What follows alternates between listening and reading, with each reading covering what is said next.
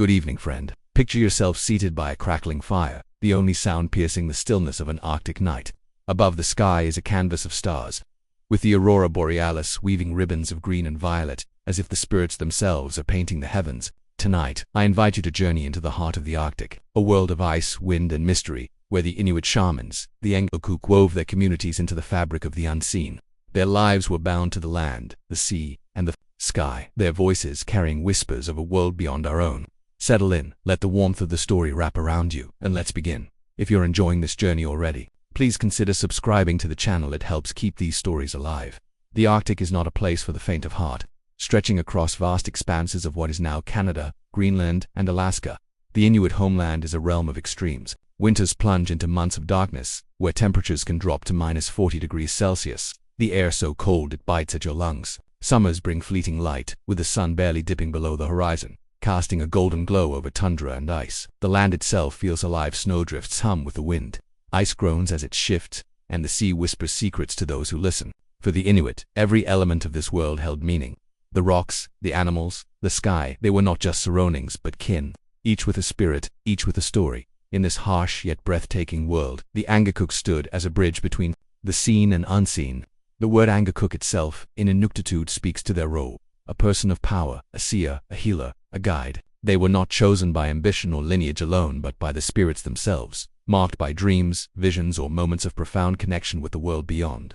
To the Inuit, the universe was not a silent void but a living tapestry, woven with spirits, some benevolent, some mischievous, some vengeful. The Angakuk's task was to navigate this tapestry, to listen to its threads, and to ensure harmony between their people and the forces that shaped their lives. Imagine a small Inuit camp, centuries ago nestled against a frozen bay. A cluster of igloos glows faintly under the starlight, their snow walls glistening like polished bone.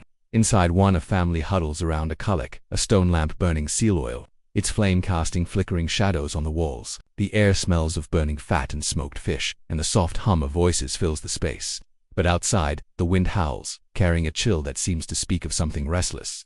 Perhaps a hunt has failed, or an illness lingers in the camp. Perhaps the aurora dances too brightly, a sign of spirit stirring. In moments like these, the community turns to the Angakuk, their guide through the unseen. Let me tell you about Nuvak, a young man from a camp near what we now call Baffin Island. Nuvak was no ordinary hunter. From childhood, he saw things others did, not shadows moving where no one stood, whispers in the wind that seemed to call his name. One winter, when he was barely 16, he wandered too far from camp during a hunt. A blizzard swept in, blinding and fierce, and Nuvak found himself lost in a world of white. Hours passed, his body growing numb, his mind drifting towards sleep, a dangerous lure in such cold.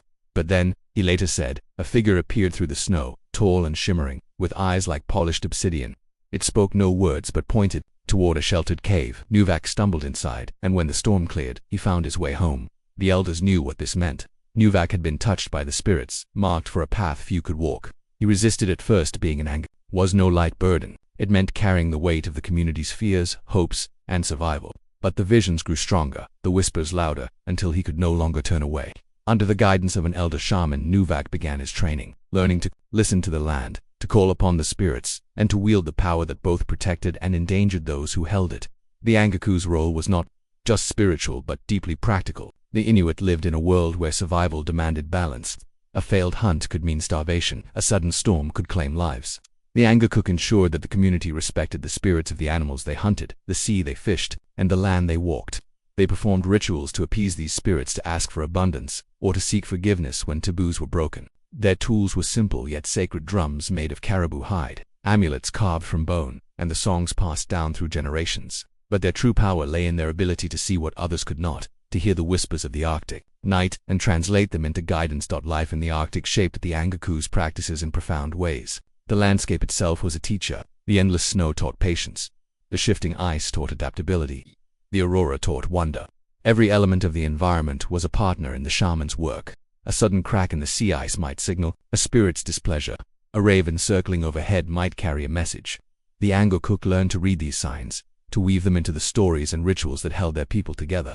They were not just mystics but storytellers, healers, and keepers of tradition, their voices a steady flame against the cold. But this role came with risk. The spirits were not always kind. Some, known as Toringe, could be capricious or vengeful, demanding respect and precision in every ritual. A misstep, an improperly sung chant, a neglected offering could bring misfortune. The Angakuk walked a delicate line, balancing power and vulnerability. They were revered but also feared, for their connection to the unseen made them both protector and enigma. In Nuvuk's camp, whispers followed him. Was he truly chosen? Could he be trusted? Yet, when the storms raged or the seals vanished, it was Nuvok they sought, his drum echoing through the night, calling the spirits to their aid. The Arctic night was more than a setting for the Angakuchit, was a realm of its own. In the long winter darkness, when the sun vanished for months, the boundaries between worlds grew thin. The Inuit believed that the spirits were closer then, their presence felt in the howl of the wind or the flicker of the aurora. The Angakuk used this time to deepen their connection, entering trances to commune with the unseen. Picture Nuvok seated in the dim light of an igloo, his drum beating a slow, steady rhythm. His voice rises a chant that seems to blend with the wind outside. The community watches, hushed, as his eyes grow distant, his body swaying. He is no longer just Nuvak but a vessel, a bridge to the spirits who guide the hunt, heal the sick, or calm the restless dead. If you're enjoying this glimpse into the Arctic's mysteries, please subscribe if you like the video. It means the world to this channel. This connection to the land and spirits defined the Inuit way of life. The Angakuk was not separate from their community but woven into its heart. They were there at births, whispering blessings to newborns, at hunts, offering prayers to the animals, spirits, at deaths, guiding souls to the afterlife. Their rituals were not grand spectacles but intimate acts, rooted in the rhythms of daily life. A song to calm a storm, a bone amulet to protect a child, a story to remind the people of their place in the world. These were the Angakuk's gifts. Yet the Arctic was changing. Even in Nuvuk's time, outsiders were beginning to arrive, traders, explorers, missionaries bringing new ideas and challenges. The Angakuk faced questions. How could the old ways coexist with the new? Could the spirits still guide a people whose world was shifting? Nuvak, like many shamans, adapted, weaving new stories into the old, finding ways to honor both the spirits and the changing tides. His role was not just to preserve but to evolve, to keep the flame of tradition burning in a world that was growing, colder in more ways than one. As the fire in our imagined camp begins to fade, the Arctic night grows quieter. The aurora still dances, a reminder of the spirits watching over the land. The Angakuk, like Nuvak, were the keepers of this world, their voices carrying the wisdom of the ice, the wind, and the stars. Their practices were not just rituals but a way of seeing, a way of understanding that the world is alive, that every gust of wind and every crack of ice holds a story. Tonight, as you drift towards sleep, let the whispers of the Arctic linger. Think of the Angakuk, standing in the snow, their drum echoing, their eyes fixed on a world beyond our own. If you enjoyed this journey into the Arctic night, please subscribe if you liked the video.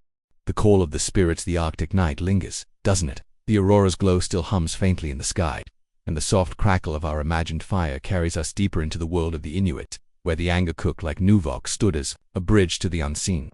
Last we spoke, Nuvak had been marked by the spirits, guided through a blizzard by a shimmering figure that set him on a path he could not yet fully understand. Tonight, let's follow him further, into the moment when the spirit's whispers grew too loud to ignore, when the call to become an Angakuk became his destiny. Settle in, friend, and let the cold wind carry you back to the ice. Nuvak was barely a man when the signs began. He was strong, skilled with a harpoon, and known in his camp for his quiet steadiness, a hunter who could read the tracks of a caribou in a snowstorm. But the Arctic does not choose its shamans for strength alone. The spirits seek something else, a heart open to the unseen, a mind that listens to the silences between the world's sounds. For Nuvok, it started with dreams. At night, as he lay, wrapped in furs inside his family's igloo, the darkness came alive. He saw a great white bear, its fur glowing like moonlight on snow, standing on a frozen sea. Its eyes met his, and though it spoke no words, Nuvok felt a weight in his chest, as if the bear had placed something there, a question, a command. These dreams came often, each one sharper, more vivid. Sometimes it was the bear, other times a woman with hair like seaweed, her voice a low hum that seemed to rise from the sea itself. Nuvak woke trembling, his breath visible in the cold air of the igloo, his mother watching him with knowing eyes. She had seen such signs before, in her own father, an Angakuk who had guided their camp until his final winter. The spirits are calling you, she told him one morning, her voice soft but firm. You cannot run from them forever. Nuvok said nothing, but his heart raced. To be chosen was an honor, yes, but also a burden, one that could pull him from the life he knew, from the hunts and laughter of his kin, into a world of mystery and responsibility. If you're finding this journey into the Arctic's mysteries captivating, please consider subscribing. It helps keep these stories alive. The call of the spirits was not a simple summons. It was a process, a slow unraveling of the self. For the Inuit, becoming an Angakuk was not a choice made lightly, nor was it something one could claim without proof. The spirits tested their chosen, often through hardship or visions that blurred the line between waking and dreaming. Nuvuk's first test came during a hunt, months after his blizzard encounter. The camp was hungry, the seals scarce, and the elders had begun to whisper of a spirit's displeasure. Nuvak joined a group of hunters, their kayaks slicing through the icy waters of the bay. The air was sharp, smelling of salt and frost, the sea a dark mirror reflecting the faint glow of the sky as they paddled. A fog rolled in, thick and sudden, swallowing the horizon. The hunters called to one another, their voices muffled, but Nuvak felt a strange calm. In the fog, he saw it again, the white bear, its form faint but unmistakable, gliding across the water as if it were ice. It turned, beckoning him toward a distant outcrop of rock. Against the protests of his companions, Nuvak paddled alone, his heart pounding but his hands steady. On the rocks, he found a seal, injured but alive, its dark eyes meeting his. He could have killed it, brought it back to feed the camp, but something stopped him, a feeling, deep and certain, that this was no ordinary seal. He spoke to it, his voice barely a whisper, promising to let it live. As he paddled back, the fog lifted, and the hunters found a pod of seals nearby, enough to feed the camp for weeks. The story spread quickly. Nuvak had heard the spirits, they said. He had honored their will, and they had answered. But Nuvak felt no triumph, only unease. The spirit's call was growing louder, and with it came a weight he wasn't sure he could carry. He sought out Kamutik, the camp's elder, and Akuk, a man whose face was lined like the cracked ice of spring, whose eyes seemed to see beyond the world. Kamutik listened to Nuvak's dreams, his encounter with the bear, his moment with the seal. The spirits do not choose the ready, Kamutik said, his voice like the low rumble of a distant storm. They choose the willing. But first, you must face yourself. The initiation of an Angakuk was no simple ritual. It was a journey, often spanning years, designed to strip away doubt and fear, to forge a bond with the spirits that could not be broken. For Nuvak, it began with solitude. Kamutik sent him to a place far from the camp, a valley where the wind sang through jagged rocks and the stars seemed close enough to touch.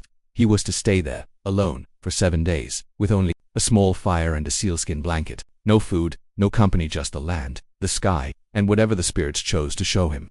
The Arctic was a harsh teacher, its lessons carved in cold and silence. Nuvak built his fire, its flames small against the vast night, and waited. The first day was quiet, the wind his only companion. By the second, hunger gnawed at him, and the cold seemed to seep into his bones. On the third night, the visions came. The white bear returned, but it was no longer alone. Shadows moved around it, figures that were neither human nor animal, their forms shifting like smoke. They spoke in voices Nuvak could not understand, yet their meaning was clear. He was being watched, weighed, judged. Fear gripped him, but he remembered Kamutik's words. The spirits see your heart, show them it is true. Nuvak sang, his voice trembling at first, a song his mother had taught him about the sea and the stars. The shadows stilled, and the bear stepped closer, its breath warm against his face. When he woke, the fire was out, but he felt no cold, only a strange warmth, as if something had settled within him. If you're enjoying this glimpse into the spirit's call, please subscribe. If you like the video, it means the world to this channel. Nuvak's initiation was not just about visions, it was about learning to listen, to trust the unseen. Kamutik taught him the old songs, their rhythms tied to the heartbeat of the land. He showed him how to carve amulets from bone, each one a pact with a spirit. He spoke of the Turngae, spirit helpers that an Angakuk could call upon, but only if they proved worthy. Some Tongay were kind, like the spirit of a caribou that might guide a hunter to game. Others were dangerous, like the sea woman Sedna, whose anger could stir storms or empty the waters of fish. Nuvak learned to approach them with respect, to offer gifts of song or sacrifice, to speak their names with care. But the call was not without cost. To become an Angakuk meant stepping apart from the ordinary world. Nuvak could no longer be just a hunter, just a son. His dreams set him apart, and the camp began to look at him differently. Some brought him gift-scarved bones, seal fat for his lamp seeking his favor. Others whispered, wary of the power he was beginning to wield. His closest friend, Aputi, a fellow hunter, grew distant, unsure how to speak to someone the spirits had claimed. Nuvak felt the weight of their gazes, the expectation that he would become more than himself. Yet Kamatik's voice steadied him. The spirits choose you, but the people need you. Serve them, and you will find your place. The Arctic itself seemed to test Nuvak's resolve. One night as he practiced a chant by the sea, a storm swept in, fierce and sudden. The waves roared, and the ice groaned as if alive. Nuvak stood his ground, his voice rising above the wind, singing to Sedna, asking her to calm the waters. The storm did not cease, but a path opened through the ice, leading him safely back to camp. The elders nodded, seeing the spirit's hand. In his survival, Nuvak, though, felt no pride, only awe and a growing sense of responsibility. The spirits had answered, but they would demand more of him in time. As the months passed, Nuvak's training deepened. He learned to read the signs of the land, the way a raven's flight might foretell a storm, the way a crack in the ice could speak of danger. He began to lead small rituals, offering thanks to the spirits after a hunt, or singing to ease a child's fever. Each act strengthened his bond with the unseen, but also with his people. The camp began to trust him, to see him not as a boy, marked by dreams, but as an Angakok in the making, a keeper of their stories. Guardians of the invisible, the Arctic night holds us close, doesn't it? The faint glow of the Kulak still flickers in our minds, its warmth a quiet anchor as we follow Nuvak deeper into his journey. The spirits have called him, tested him through dreams and storms, and now, with the echo of Sedna's cryptic command, prepare lingering in his heart, Nuvok stands on the threshold of something greater. The path of the Angakok is not just about hearing the spirits, but becoming their voice, their hands, their eyes, in a world where the visible and invisible are woven together. Tonight, let's walk with Nuvak as he learns what it means to be a guardian of the invisible, a keeper of balance in a land where every step, every breath, is a dance with the unseen. Settle in, friend, and let the Arctic's whispers guide us. If you're captivated by Nuvok's journey, please consider subscribing. It helps keep these stories alive. Nuvok's training with Kamutik had grown more intense, each lesson a thread in the tapestry of his becoming. The elder Angakok taught him that the role of a shaman was not to command the spirits but to serve them, to ensure harmony between the people and the forces that shaped their world. The Inuit lived in a land where survival was a delicate balance too. Many seals hunted could anger the sea spirits, a forgotten ritual could stir the winds, a broken taboo could bring illness or scarcity. The Angakok was the guardian of this balance. Their rituals and visions a bridge between the human and the divine. In the camp near the frozen bay, life moved with the rhythms of the Arctic. The days grew shorter as winter tightened its grip, the sun barely cresting the horizon before sinking into darkness. The air carried the sharp scent of snow and seal fat, and the crunch of boots on ice was a constant song. Nuvok, now seen as more than a hunter, was called upon more often. A child fell ill with a fever that wouldn't break. A hunter returned with a wound that festered. The aurora danced too brightly, its colors swirling like a warning. Each time the camp turned to Nuvak, their eyes heavy with hope and fear. He felt the weight of their trust, but also the shadow of doubt, his own and theirs. Was he truly ready to carry this role? One evening, as the camp gathered in the largest igloo for a meal of boiled seal meat, a woman named Kala approached Nuvak. Her face was drawn, her hands trembling as she clutched a small bone amulet. Her daughter, little Sila, had been coughing for days, her small body growing weaker. "The spirits are angry," Kala whispered, her voice breaking. "I broke a taboo. I sewed caribou hide during the full moon. Please, Nuvok, help her." The room fell silent, all eyes on him. Nuvok's heart raced, but Kamutik's teachings echoed in his mind. The spirits listened to a steady heart. "Show them you are true." Nuvok took Kala's amulet, its surface carved with the shape of a seal, and led her to her igloo. Inside, Sila lay on a bed of furs, her breaths shallow, her face flushed. The air was thick with the smell of burning seal oil and the faint tang of sickness. Nuvak knelt beside her, his drum a circle of caribou hide stretched over a wooden frame in his hands.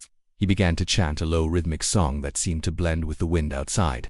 The words were ancient, passed down from Angakok, a plea to the spirits for mercy, for healing.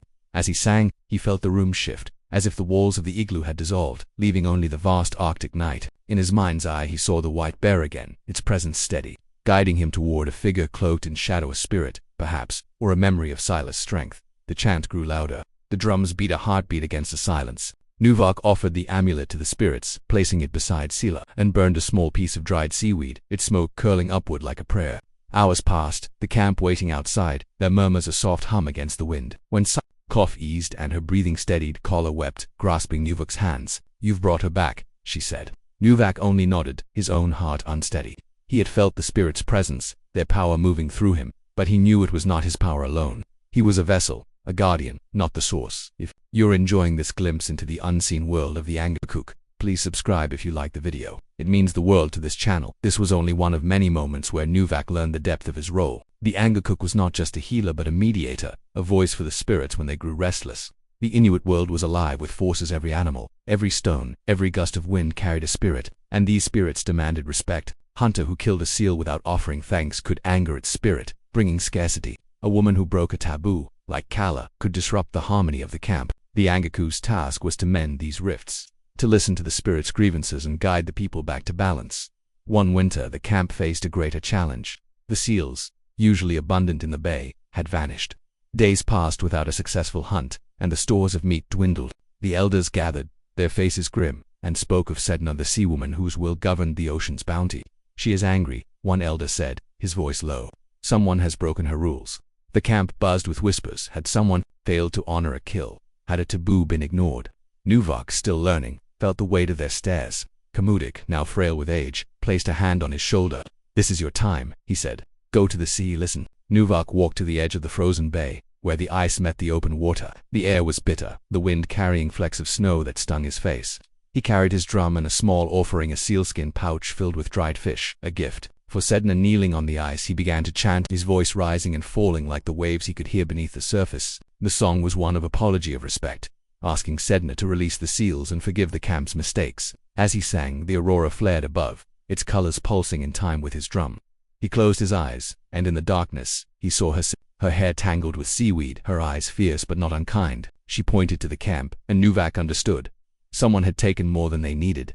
A hunter who had killed without offering thanks.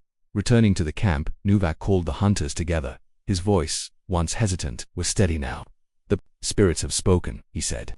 "We must honor every life we take." One hunter, a young man named Taktu, confessed he had killed 2 seals and left their bones unburied, a disrespect to their spirits. Nuvok led the camp in a ritual, burning offerings and singing to Sedna, promising to honor her gifts. Days later, the seals returned, their dark heads bobbing in the water, and the camp ate once more. Nuvok felt the spirits' approval, but also their warning. Balance was fragile, and his role was to guard it. The Angaku's work extended beyond the camp, into the vastness of the Arctic itself. Nuvok learned to read the lands. Signs a raven's cry could warn of a coming storm. A crack in the ice could signal a spirit's unrest. He began to travel further, guided by Kamutik's teachings, to sacred places where the spirits were strong. One such place was a circle of stones on a hill overlooking the sea, their surfaces worn smooth by centuries of wind. Here Nuvok felt the presence of the ancients, the Angakuk who had come before, their voices a faint hum in the air. He left offerings, bits of bone, a carved figure of a bear, and sang to honor their wisdom. These moments grounded him, reminding him that he was part of a chain stretching back through time, yet the role of guardian was not without its shadows. The spirits could be demanding, their messages unclear. One night, as Nuvok sat by the kulak, its flame casting flickering shadows, a vision came unbidden. He saw a great crack in the ice, spreading like a wound, and a voice that was not Sedna's but colder, sharper, warning of a coming danger. He woke, his heart pounding, unsure what it meant. Was it a storm, a betrayal? He told Kamutik, who only nodded.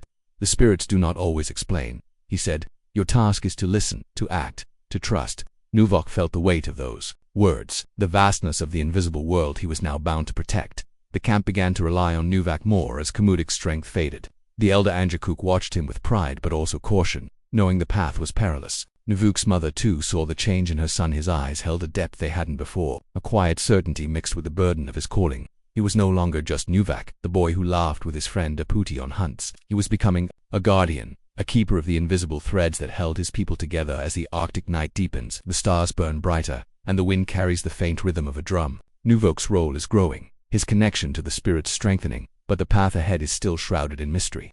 The invisible world is vast, its demands unrelenting, and Nuvok is only beginning to understand its power. Rest now, friend, and let the Arctic's whispers linger in your dreams. If you enjoyed this chapter of Nuvok's story, please subscribe. If you liked the video, it helps keep this journey alive. Songs of the Tundroth. The Arctic night wraps us tighter now, its chill softened by the glow of our imagined fire, its embers pulsing like the heartbeat of the land. Nuvok's journey has carried us from the first whispers of the spirits, through the trials of his initiation, to his emerging role as a guardian of the invisible. The weight of Sedna's warning prepare still lingers in his heart, a quiet echo as he steps deeper into the role of Anja. Tonight, we follow him as he learns the songs of the tundra, the ancient chants and drum rhythms that bind the Inuit to the spirits, weaving their voices into the wind, the ice, and the stars. Settle in, friend, and let the Arctic's music carry you. If you're drawn into this world of ice and spirit, please consider subscribing. It helps keep these stories alive. Nuvok's days were no longer his own. The camp near the frozen bay, with its igloos glowing softly under the starlight, now looked to him as Kamutik's strength waned. The elder Angakuk, his face etched with the lines of countless winters, had become a shadow of his former self, his voice weaker but his wisdom still sharp. Nuvok felt the shift, the unspoken expectation that he would carry the mantle forward.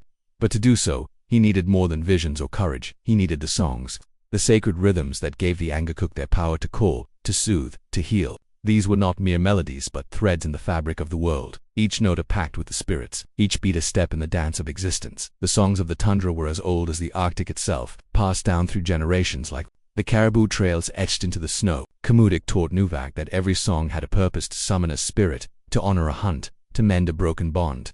Some were soft, like the whisper of snow falling on ice.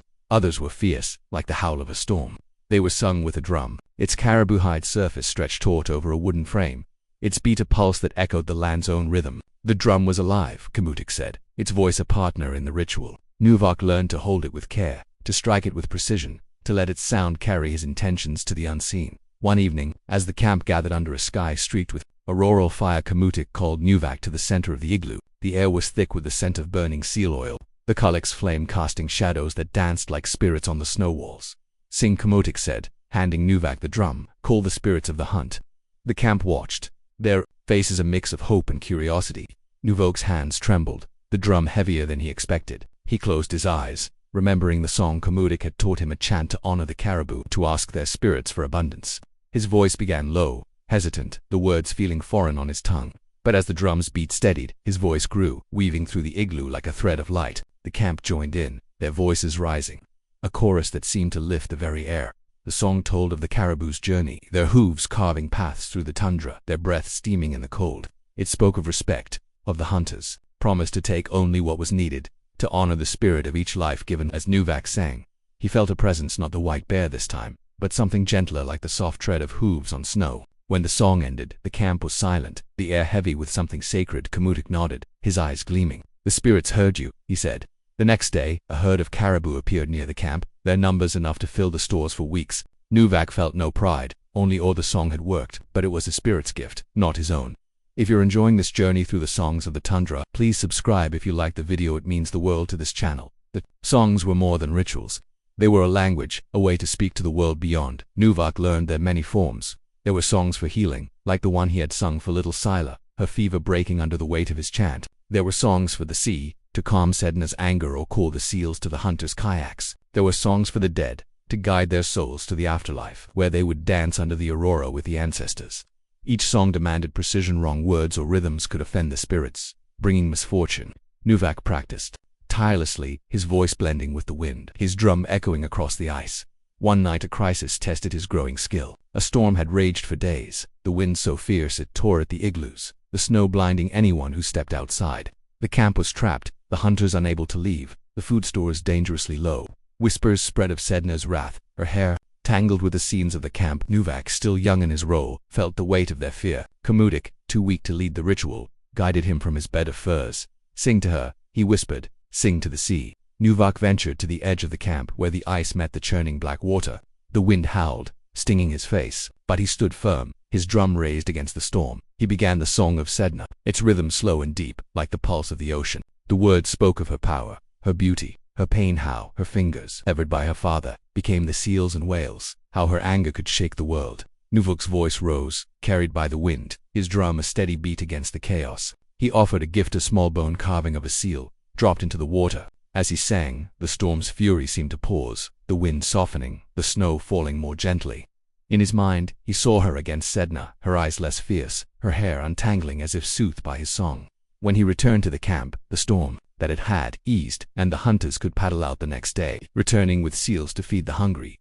The camp celebrated, but Nuvak felt the weight of Sedna's gaze. The songs were powerful, but they demanded respect, precision, a heart open to the spirit's will. Kamutik taught him that the songs were not his to own, they belonged to the land, the people, the spirits. You are their voice, he said, but they are the song.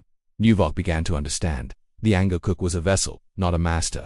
The songs were a gift, a responsibility, a way to weave the camp into the greater tapestry of the Arctic. As winter deepened, Nuvok's role grew. He led more rituals. His drum, a familiar sound in the camp. He sang for births, blessing newborns with chants that tied them to the land. He sang for hunts, ensuring the spirits were honored. He sang for the sick, his voice a balm against fear. But the songs were not always enough. One night an elder named Ikalok fell ill, his breath rattling like ice in a storm.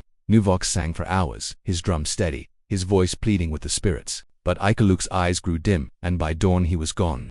The camp mourned, and Nuvak felt a new weight. Failure. Kamutik, sensing his doubt, took him aside. The spirits decide, he said. Your song gave him peace, even if it could not keep him here. Nuvak carried this lesson into his work. The songs were not guarantees but offerings, a way to align the camp with the spirit's will.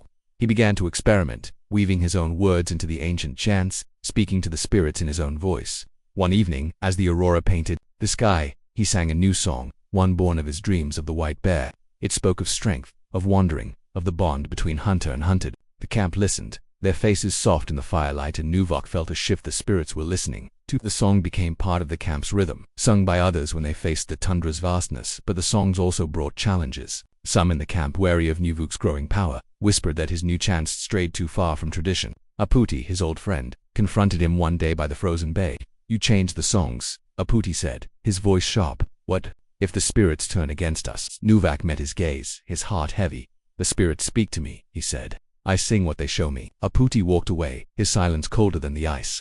Nuvok felt the rift, but he could not turn back. The songs were his truth, his bridge to the invisible dot. As the Arctic night stretches on, the drum's echo fades, but its rhythm lingers, a pulse tying Nuvok to the spirits and his people. The songs of the tundra are his strength now, but they are also his burden, a reminder that his role as Angakok is to serve, to listen, to weave the camp into the world's greatest song. The aurora still dances, its light a promise of mysteries yet to unfold. Rest now, friend, and let the tundra's music carry you to sleep. If you enjoyed this chapter of Nuvok's story, please subscribe. If you liked the video, it helps keep this journey alive. The dance of the aurora, the Arctic night hums softly around us, its vast darkness pierced by the faint glow of our imagined fire. Its embers a steady pulse against the cold. Nuvok's journey has carried us through the spirit's call, the trials of his initiation, and the songs that bind him to the unseen. The echoes of his drums still linger, weaving the camp into the tundra's ancient rhythms. But the aurora above burns brighter now, its colors swirling like a living thing. Sedna's warning, "Prepare," hangs heavy in Nuvok's heart, a whisper of challenges yet to come. Tonight, we follow him into the dance of the aurora, where the sky itself becomes a canvas for the spirits, guiding the Angakok through visions and mysteries that tie the Inuit to the cosmos. Settle in, friend, and let the light of the aurora carry you. If you're captivated by this journey through the Arctic's mysteries, please consider subscribing. It helps keep these stories alive. Nuvok had grown accustomed to the weight of his role, though it never felt lighter. The camp near the frozen bay relied on him now, their trust a fragile thread woven through his songs and rituals. Kamutik, the elder Angakok, was fading, his body frail but his eyes still sharp with the wisdom of countless winters. He had taught Nuvok to listen to the land, to read its signs, the crack of ice, the cry of a raven. But the aurora borealis, the great northern lights, held a special place in the Angakok's world. To the Inuit, the aurora was not just a spectacle but a realm where spirits danced, their movements a language only the chosen could read. For Nuvok, it was becoming a guide, a mirror to the unseen. The aurora was a constant in the Arctic winter, its ribbons of green, violet, and sometimes red weaving across the sky like a song made visible. The Inuit called it Aksarniat, the lights that played, and believed it was the spirits of the dead ancestors perhaps, or those who had not yet found their way to the afterlife dancing in the heavens. Some said the lights could speak, their whispers carried on the wind, offering guidance or warnings. For the Angakok, the aurora was a doorway, a place where the boundaries between worlds grew thin. Kamutik had told Nuvok stories of shamans who entered trances under its glow, their souls rising to join the dance, seeking answers from the spirits above. One night, as the camp huddled against a bitter wind, the aurora flared brighter than Nuvok had ever seen. Its colors pulsed, swirling in patterns that seemed to beckon. The camp gathered outside, their faces lit by the eerie glow, their murmurs soft with awe. Nuvok felt a pull, as if the lights were calling his name. Kamutik, wrapped in furs, joined him, his voice barely a whisper. "The spirits are restless," he said. "Go to the Hill of Stones. Let the aurora show you." Nuvok nodded, his heart steady but his mind racing. The hill, a sacred place where the ancients had left their mark, was where he had felt the spirit's presence before. Now, it seemed, they had more to say. He walked alone, his boots crunching on the snow, the air sharp with the scent of frost. The hill rose before him, its circle of stones dark against the white expanse, the aurora casting shifting shadows across their surfaces. Nuvok knelt, his drum at his side, and began to chant a soft, lilting song to honor the sky spirits. The words spoke of light, of journeys, of the bond between earth and heavens. As he sang, the aurora seemed to respond, its colors spiraling faster, its light pooling around him like water. He closed his eyes, and the world shifted. The cold faded, the wind stilled, and in his mind he saw the dancer's circle of figures, their forms shimmering, their movements fluid as the sea. They were not human, not animal, but something else. Their eyes bright with the aurora's fire. One figure stepped forward, its form like the white bear from his dreams, but its eyes held the depth of the sky. It spoke no words, but Nuvok felt its message a warning of imbalance, a call to protect the camp from a danger unseen. The vision was fleeting, gone as quickly as it came, but it left Nuvok trembling, his breath visible in the cold air. He returned to the camp, the aurora still dancing above, and shared what he had seen. The elders listened, their faces grave. "The spirits of the sky see what we cannot," one said. "You must watch, Nuvok, you must act." If you're enjoying this glimpse into the Aurora's mysteries, please subscribe if you like the video. It means the world to this channel. The Aurora became Nuvok's teacher, its light a guide through the unseen. Komotic explained that the Angakok used the Aurora to deepen their connection to the spirits, to seek answers when the land or sea fell silent. The lights were a map, a story told in colors, and Nuvok learned to read them. A steady green glow might signal peace, a sudden flare of red could warn of danger. He began to spend nights on the hill, his drum a steady pulse, his chants blending with the wind. Each time, the Aurora seemed to answer, its patterns shifting, its light wrapping him in a warmth that defied the Arctic cold. But the Aurora's messages were not always clear. One night, as Nuvok sang under a sky ablaze with violet and green, a vision came unbidden. He saw the camp, but not as it was. Its igloos were crumbling, the sea ice fractured, the air thick with a strange fog. A figure stood at the edge of the vision, neither bear nor human, its eyes cold and unyielding. Nuvok woke with a start, his heart pounding, the Aurora still swirling above. He told Komotic, who frowned, his fingers tracing the lines of his drum. "The sky speaks of change," he said. "Something comes, perhaps not now, but soon. You must be ready." Nuvok carried this vision like a stone in his chest. The camp was thriving now, the hunt successful, the spirits appeased. But the Aurora's warning echoed Sedna's command, and he knew his role as Angakok was to prepare for what lay beyond the horizon. He began to lead rituals under the lights, gathering the camp to sing and offer gifts: carved bones, dried fish to the sky spirits. The chants were ancient, their words a tapestry of respect and gratitude. But Nuvok wove in his own, speaking of the camp's strength, its unity. The people joined him, their voices rising, their faces lit by the Aurora's glow. For a moment, the Arctic felt less vast, less lonely, as if the sky itself was listening. Yet not all welcomed Nuvok's growing bond with the Aurora. Aputi, his old friend, had grown colder, his words sharp with doubt. "You spend too much time with the sky," he said one day, as they repaired kayaks by the bay. "What of the hunt? What of us?" Nuvok met his gaze, his heart heavy. "The Aurora speaks for us," he said. "It shows me how to protect you." Aputi shook his head, his silence a wall between them. Nuvok felt the rift deepen, but he could not turn from the lights. Their dance was his calling now, a path he could not abandon. The Aurora also brought moments of wonder. One night, as Nuvok led a ritual for a newborn child, blessing her with a song to tie her to the sky, the lights flared brighter, a cascade of green and gold that seemed to cradle the camp. The child's mother, Kala, wept, her gratitude a warmth in the cold. "The spirits love her," she said, clutching Nuvok's hand. He smiled, but his thoughts were on the vision of the fractured ice, the cold-eyed figure. The Aurora gave hope, but it also demanded vigilance. As winter stretched on, Nuvok's connection to the Aurora deepened. He learned to enter trances under its light, his soul rising to join the dance. In these moments, he saw glimpses of the past Nguk who had stood on the same hill, their drums echoing and hints of the future, shadows of challenges yet to come. The lights were a bridge, not just to the spirits but to the Inuits, a story, their survival woven into the sky. Nuvok felt their weight, their beauty, their warning. He was no longer just a man but a guardian. His voice and drum, a thread in the Aurora's dance. As the Arctic night softens, the Aurora's glow lingers, a reminder of the spirits watching over the land. Nuvok's journey is far from over, his role as Angakok pulling him deeper into the unseen. The lights have spoken, but their message is still unfolding, a dance of mystery and promise. Rest now, friend, and let the Aurora's colors paint your dreams. If you enjoyed this chapter of Nuvok's story, please subscribe if you liked the video. It helps keep this journey alive. Journeys beyond the ice, the Arctic night cradles us still, its vast darkness softened by the Aurora's fading glow, its colors a quiet echo of the spirit's dance. Nuvok's path has led us through the songs of the tundra and the Aurora's mystic light, each step binding him closer to his role as Angakok. The warnings of Sedna and the sky spirits linger in his heart, urging him to prepare for an unseen danger. Now, as the camp near the frozen bay settles into the rhythm of winter, Nuvok's journey takes him beyond the physical world, into the realm of soul travel, where the Angakok ventures past the ice to commune with spirits and seek answers for their people. Settle in, friend, and let the Arctic's mysteries carry you deeper.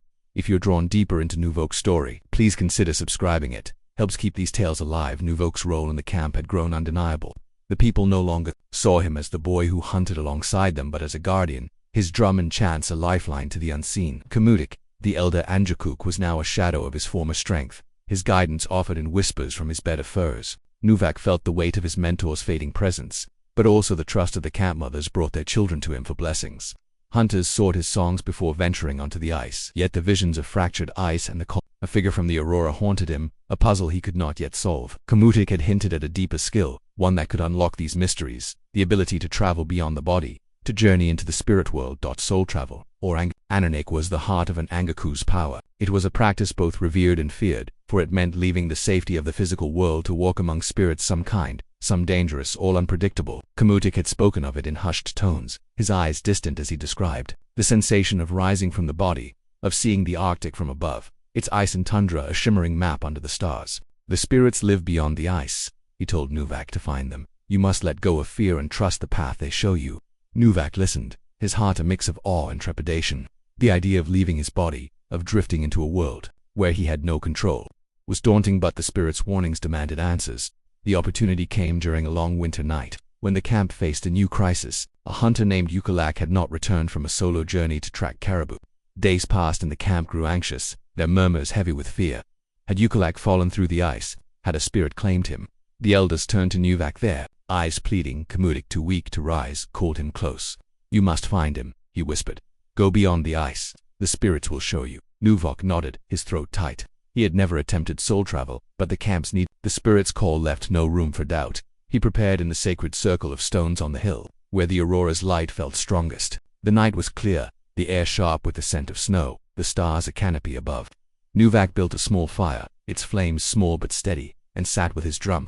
He wore a sealskin amulet carved with the shape of a bear, a gift from his mother. To anchor him, the camp gathered at a distance, their voices silent, their presence a quiet support. Nuvak began to chant a low rhythmic song to call the spirits, his drum beating like the pulse of the land.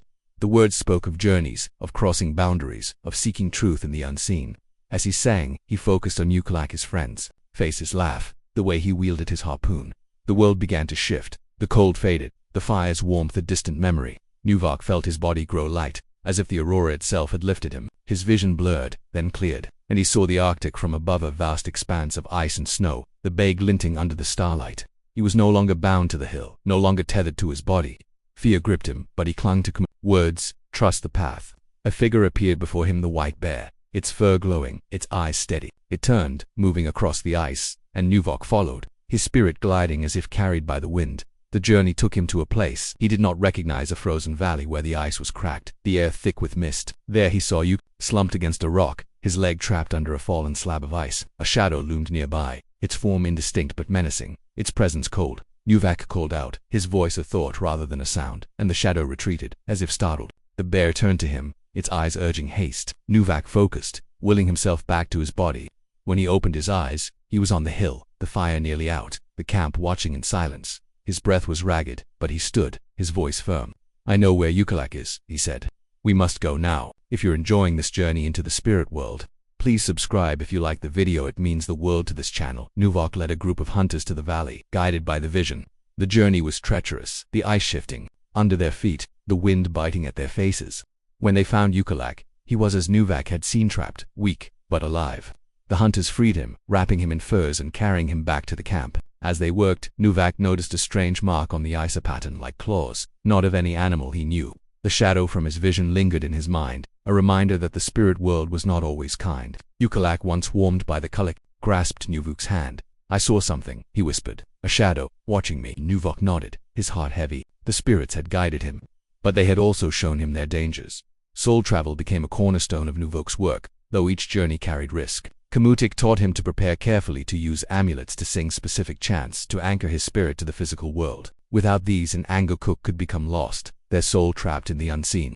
Nuvak practiced under the aurora, each trance deepening his connection to the spirits. He saw places beyond the Arctic seas that shimmered with light, mountains that touched the stars. He met spirits, some gentle, like the caribou that guided hunters, others fierce, like the shadow that had watched Uke. Each journey taught him more about the balance he was sworn to protect. But the camp's reliance on Nuvak brought new tensions. Oputi, still distant, questioned his visions. How do we know what you see is true? He asked one night, his voice sharp as the wind. The camp was gathered around a fire, the aurora casting its glow. Nuvak met his friend's gaze, his heart aching. I see what the spirits show me, he said. I go where they lead. Oputi turned away, but others nodded, their trust in Nuvak growing. The rift with Oputi pained him, but the spirit's call was stronger, pulling him beyond the ice again and again. One night, as Nuvak prepared for another journey, a vision came unbidden. He saw the camp, its igloos shrouded in fog, the ice beneath cracking like a living thing. The cold-eyed figure from the aurora stood at the center, its presence a weight that pressed against his chest. He woke, gasping, the fire low, the aurora pulsing red above. The vision was clearer now, a warning of a threat not just to one hunter but to the entire camp. Nuvak knew he could not ignore it, but soul travel alone would not be enough. He needed to act, to weave his visions into the camp's survival. As winter's grip tightened, Nuvak's journeys grew more frequent. He sought answers about the shadow, about the fractured ice. But the spirits were cryptic, their messages woven into light and shadow. He sang to them, his drum a steady beat, his voice a plea for clarity. The camp watched, their faith in him a fragile flame against the cold. Nuvak felt the weight of their need, but also the strength of his calling. He was no longer just a man but a traveler, a bridge between worlds. His soul bound to the Arctic's heart. As the Arctic night deepens, the aurora's light fades, but its whispers remain, urging Nuvak onward. His journeys beyond the ice have saved Ukaleq, but the shadow's presence lingers, a mystery yet to unravel. Rest now, friend, and let the spirit's paths guide your dreams. If you enjoyed this chapter of Nuvuk's story, please subscribe if you liked the video. It helps keep this journey alive. The power of the Torngaith Arctic night holds us gently. Its darkness, a canvas where the aurora's fading light still lingers, a quiet reminder of the spirit's dance. Nuvuk's journey has woven us through the songs of the tundra, the auroras, mystic guidance, and the perilous paths of soul travel, each step drawing him deeper into his role as Ang. The shadow from his visions, with its cold, unyielding eyes, haunts him still, a warning of a threat to the camp that remains unclear. Sedna's command, prepare, echoes in his heart, urging him to seek strength beyond himself. Tonight, we follow Nuvak as he learns to harness the power of the Turngay, the spirit helpers who walk beside the Angakuk, their presence both a gift and a danger in the unseen world. Settle in, friend, and let the Arctic's whispers guide you. If you're captivated by this unfolding tale, please consider subscribing. It helps keep these stories alive. Nuvuk's days were filled with the camp's needs, blessing hunts, healing the sick, singing to soothe restless spirits. The camp near the frozen bay, its igloos glowing softly under the starlight, had come to see him as their guardian, a bridge to the unseen. Kamudik the elder Angakuk was now confined to his furs, his voice a faint thread, but his teachings still burned bright in Nuvuk's mind. The rescue of Ukaleq through soul travel had strengthened the camp's trust, but the shadow Nuvak had seen its form indistinct, its intent unclear, gnawed at him. Kamudik had spoken of the Torngay, the spirit helpers who could aid in such times, but warned that their power came with a price. They are not servants, he said, his eyes distant. They are allies, and you must earn their respect. The Turngay were as varied as the Arctic itself, spirits of animals, ancestors, or forces of nature, each with its own will. Some were gentle, like the spirit of a caribou that might guide a hunter to game. Others were fierce, like the storm spirits that roared across the tundra. For an Angakuk, the Turngay were partners, their strength a tool to navigate the spirit world, to heal, or to protect. But they demanded loyalty, precision, and a heart free of fear. Kamudik had taught Nuvak that to call a Turngay was to invite a bond that could not be broken lightly. They see your soul, he said. If it wavers, they will turn. Nuvuk's first encounter with the Turngay came unexpectedly. One night, as he sat by the Kulek in his family's igloo, its flame casting flickering shadows, he felt a presence. The air grew heavy, the scent of burning seal oil sharper. He closed his eyes, and there it was, the white bear from his dreams, its fur glowing like snow under moonlight, its eyes deep and knowing. This was no vision but a Turngay, its presence as real as the ice beneath his feet. It spoke no words, but Nuvak felt its offer a bond, a promise of strength, if he proved worthy. He reached for his drum, his hands steady despite the weight in his chest, and began a chant, one Kamudik had taught him to welcome a spirit ally. The bear stood still, its gaze unwavering, and when the song ended, Nuvak felt a warmth settle within him, as if the bear's strength had become his own. Bond changed Nuvuk's work. With the bear Turngay at his side, his visions grew clearer, his chants stronger. He called on it during rituals, its presence a steady force when he sang for the camp's protection or sought answers in the spirit world. One evening, when a fever swept through the camp, Nuvak summoned the bear to guide him. He knelt by a sick child, his drum beating a slow rhythm, his voice weaving a healing song. In his mind, the bear led him to a place of light, where a spirit of warmth offered guidance, a herb, dried and hidden in the tundra, that could break the fever. Nuvak found it the next day, its bitter scent sharp against the snow, and brewed it into a tea that eased the child's suffering. The camp marveled, their trust in him growing. But Nuvak knew the bear had been the guide. If you're enjoying this glimpse into the Turngay's power, please subscribe if you like the video. It means the world to this channel. Not all Turngay were as steady as the bear. Nuvak learned this during a crisis that tested his new bond. The camp faced a lean season, the seals scarce again, the hunters returning empty-handed. Whispers of Sedna's anger spread, and Nuvak felt the shadows, presence from his visions, closer now, as if waiting. He ventured to the sacred hill, his drum and amulets at his side, to seek answers. Under the aurora's pulsing light, he entered a trance, calling on the bear. But another presence joined, a Turngay of the sea, its form shifting like waves, its eyes cold and restless. It was powerful, offering knowledge of Sedna's will, but its presence was heavy, demanding. Nuvok hesitated, sensing its volatility. But the camp's hunger pushed him to accept its aid. The sea Torenge led him through a Vishuna's stormy sea, Sedna's hair tangled with the bones of forgotten offerings. It showed him a ritual to appease her, one that required the camp to offer their finest sealskin, a sacrifice of their most precious resource. Nuvok returned, his body trembling from the trance, and shared the vision. The elders agreed, though some, including Aputi, grumbled at the cost. "We starve, and you ask for our best," Aputi said, his voice sharp. Nuvok met his gaze, his heart heavy but firm. "The spirits give only what we honor," he said. The camp performed the ritual, Nuvok's drum and chant guiding them as they placed the sealskin in the sea. Days later, the seals returned, their numbers abundant, but the sea Tonge's presence lingered in Nuvok's mind, its cold eyes a reminder of its power. Working with the Tonge was a delicate balance. Each spirit had its own will, its own demands. The bear was steady, a protector, but the sea Turenge was unpredictable, its aid given only with offerings and respect. Nuvok learned to approach them with care, using chants and amulets to strengthen their bond. He carved a new amulet for the sea Turenge, a piece of driftwood shaped like a wave, and offered it during rituals, its weight a reminder of the spirit's presence. But he also felt the strain each Torenge demanded a piece of him, their voices a constant hum in his thoughts. Kamutik warned him, "They are your strength, but they can consume you. Keep your heart true." The shadow from Nuvok's visions grew clearer with the Turenge's aid. In one trance, guided by the bear, he sought again a figure that was neither human nor animal, its form shifting like smoke, its eyes cold as the deepest ice. It stood on a fractured plain, the camp's igloos crumbling around it. The bear growled, its presence a shield, but the shadow did not retreat. Nuvok woke, his breath ragged, the aurora pulsing red above. He knew the shadow was a Torenge to one of great power, but not an ally. It was a force of disruption, perhaps tied to the changes Kamutik had hinted at. The outsiders who were beginning to appear on the Arctic's edges. Nuvok shared this with the elders, who listened with furrowed brows. "You must watch it," they said. "It seeks to unbalance us." Nuvok's bond with the Turenge strengthened his role, but it also deepened the rift with Aputi one night. As the camp gathered to share a meal of seal meat, Aputi challenged him openly. "You speak of spirits, but what of us?" he said, his voice carrying over the fire.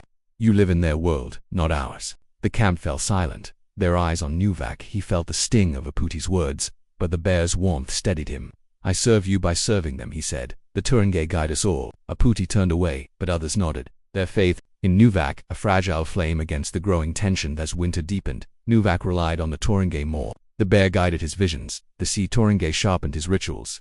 But the shadow's presence grew stronger, a constant weight. He began to seek a third Turenge, one of the sky to counter the shadow's influence. Under the aurora, he sang a new chant, offering a carved bone in the shape of a raven. The sky Torenge came a fleeting presence, its wings a shimmer of light, its voice a whisper of wind. It promised clarity, but its aid was elusive, requiring Nuvok to prove his strength further. Each Torenge was a thread in his power, but also a challenge, their demands shaping him as much as he shaped the camp's fate. As the Arctic night stretches on, the fire's embers glow softly, the Tonge's presence a quiet hum in the air. Nuvok's bond with these spirits has strengthened him, but the shadow looms, its intent still a mystery. The camp's survival rests on his ability to wield this power, to walk the delicate line between ally and force. Rest now, friend, and let the Tonge's whispers guide your dreams. If you enjoyed this chapter of Nuvok's story, please subscribe. If you liked the video, it helps keep this journey alive. Healing under the stars, the Arctic night enfolds us still, its vast darkness softened by the faint pulse of the aurora, a quiet echo of the spirit's presence. Nuvok's journey has carried us through the tundra's songs, the aurora's dance, and the perilous power of the Torenge, each step forging him into the Angkor his camp needs. The shadow from his visions, with its cold, unyielding eyes, looms ever closer, a threat tied to the fractured ice and whispers of change. Sedna's command prepare weighs on his heart, urging him to protect his people. Tonight we follow Nuvok as he steps into the role of healer, wielding chants, herbs, and the Turenge's guidance under the stars to mend the wounds of body and spirit. Settle in, friend, and let the Arctic's gentle light guide you. If you're drawn deeper into Nuvok's story, please consider subscribing. It helps keep these tales alive.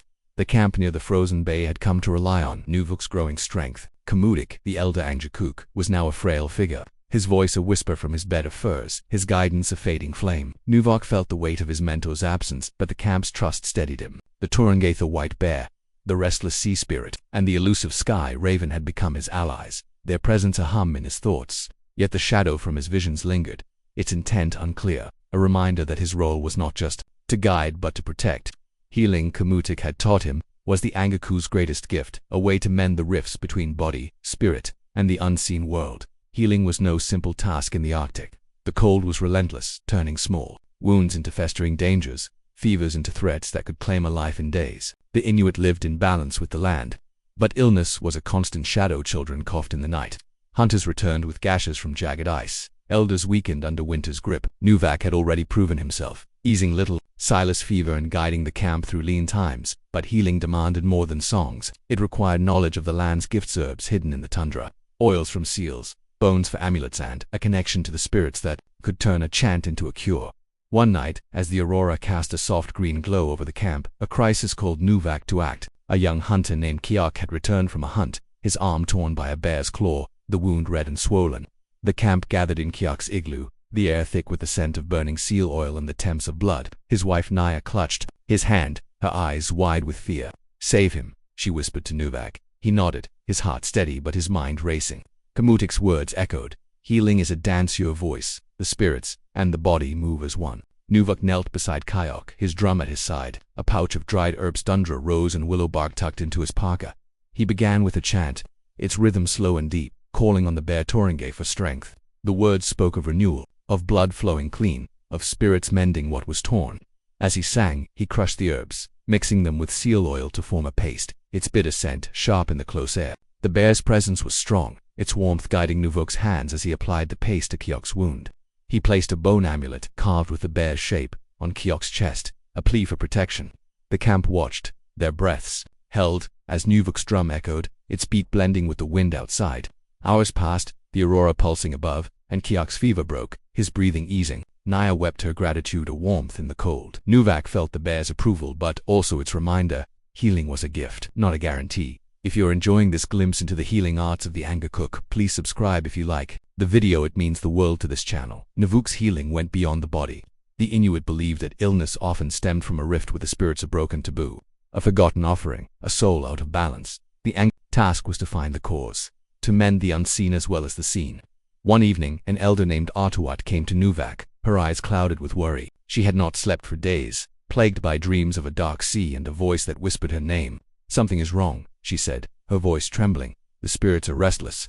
Nuvak listened, sensing the shadow's presence in her words, its cold eyes a thread in her fear. He led Artuat to the sacred hill where the stones stood silent under the stars. The aurora was faint, its light a soft green veil. Nuvak called on the sky raven Turnge, its elusive presence a flicker in his mind. He began a chant, its words a plea for clarity, his drum a steady pulse.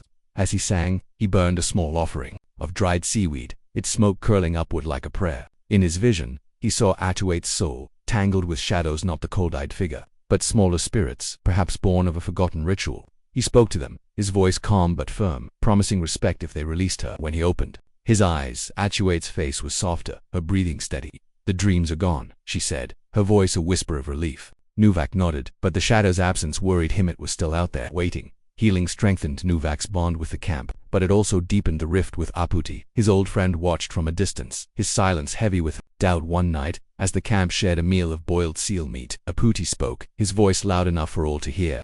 "You heal with spirits, but what of us who live on the ice?" he said. "What of the hunger, the cold?" Nuvak met his gaze, the bear turned gaze, warmth steadying him. "The spirits guide us through the cold," he said. "Their healing is for all." Aputi turned away, but the camp's murmurs were softer now, their trust in Nuvok a growing flame. The shadow's presence grew stronger, its cold eyes appearing in Nuvok's dreams, always tied to the fractured ice. He sought the Tonge's guidance, calling on the bear and the sea spirit in a trance under the aurora. The bear showed him the camp, its people strong but vulnerable, while the sea Turnge whispered of Sedna's unrest, her hair tangled with new offerings, strange objects, not of the Arctic, perhaps from the outside as Kamutik had spoken of. The sky raven, elusive as ever, offered only a glimpse of wings, a hint of change on the horizon.